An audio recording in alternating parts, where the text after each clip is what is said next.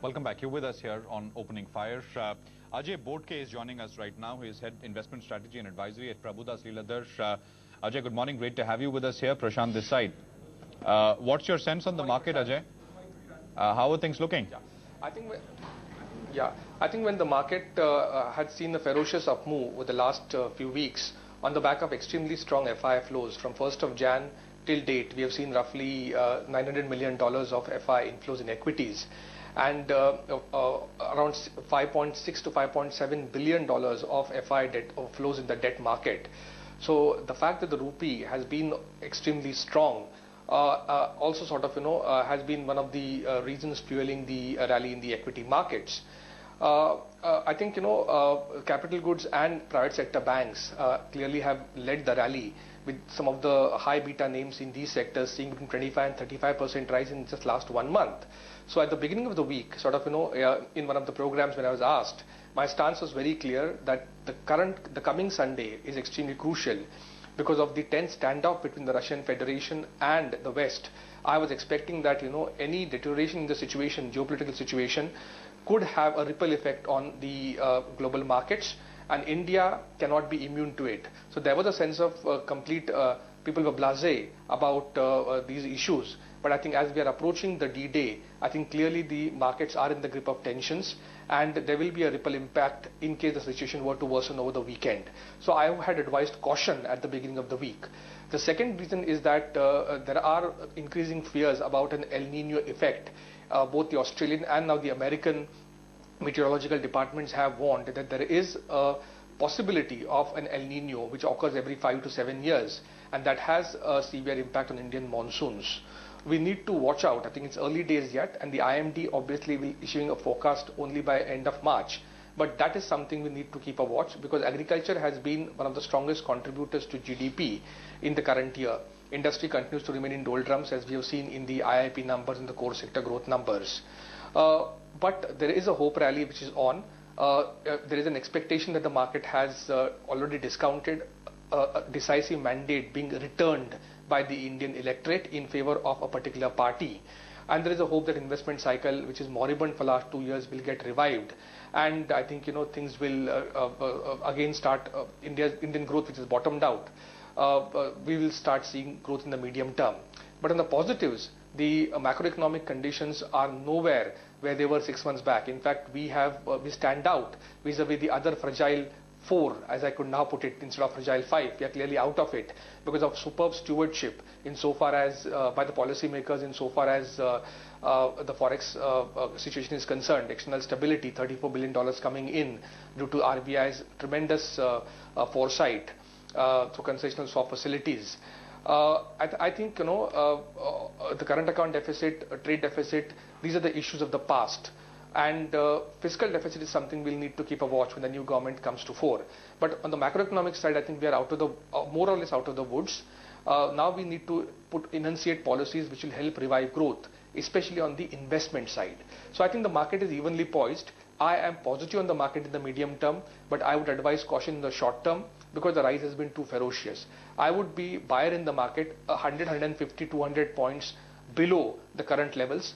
And I think maybe the geopolitical situation could offer as an opportunity to look at buying on decline.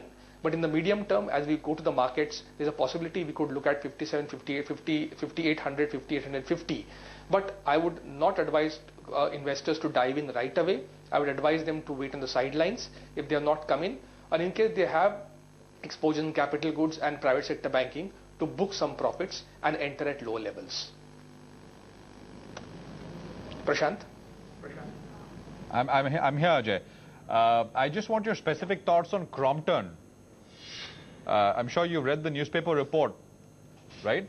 The implied equity value is about $3 billion, 100% to the current market price. Is it, to a couple of questions. A, is it possible?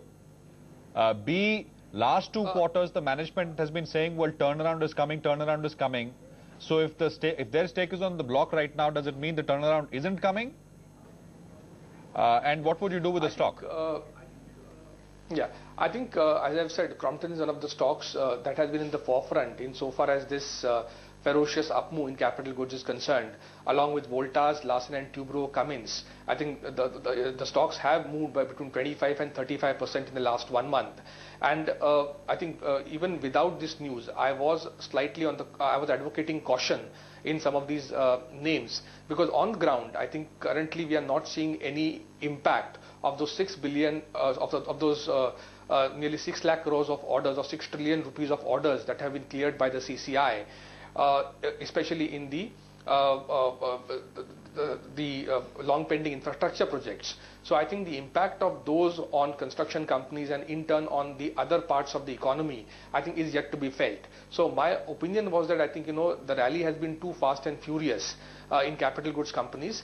On ground, there has not been much an impact, except the hope that I think the moribund investment cycle will be revived. So although I am positive on Crompton, I would advise investors to look at entry only at lower levels. 140 was our target price before the current news came in. Yeah. No, so you're saying that at the valuation which is being cited, it's possible that an MNC may be interested. It is I mean, yeah. It is probable. Yeah. It is probable. Okay. Your thoughts on oil marketing stocks? I mean, they are cited as reform plays, and I guess that's one reason why the stocks are up 30% from the start of the year. IOC, HP, BP. What would you do with those? Yeah. I think there are two issues that you need to look there. One is clearly the government continues to increase the diesel prices by 50 paisa per month, and I think the Election Commission in fact has hinted that in case there is no increase over the next couple of months till such time as the election results are declared, that would be construed negatively, i.e. the price rise will continue at the measured pace of 50 paisa per month. Also, the fact that the rupee has strengthened itself has brought down the under recoveries to a large extent from some 13.5, 14 rupees when the rupee was at around 68. The under recovery on diesel per litre, I believe right now must be hovering between 6 and 7 rupees per litre. So there is still a long time, a year's gap if we continue at the current measured pace. However, the expectation is that with a new dispensation in Delhi, I think one-time price hike possibly could come, which will try to narrow the gap as much as possible in case of diesel, and some similar price hike in case of LPG also could be in the offing. So the movement towards pricing the auto and cooking gas fuels in line with the international prices, so that onward march, I think people are hoping will continue even in the next regime.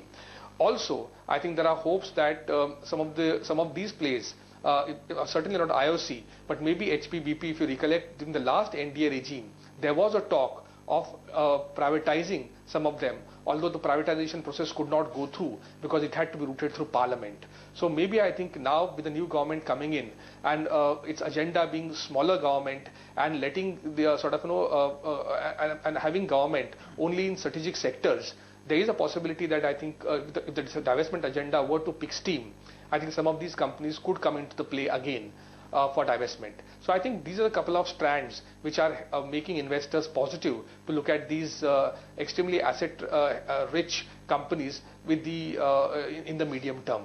Because it's very difficult to replicate the network that they have, and the network has distribution network that has tremendous value. Ajay, thanks very much for coming on. Great chatting with you. Thank you. I would have loved to continue out of time. Thanks very much. Have a good weekend, Ajay. Appreciate it. Let's take a break. We're back in 2, more on the other side. 645.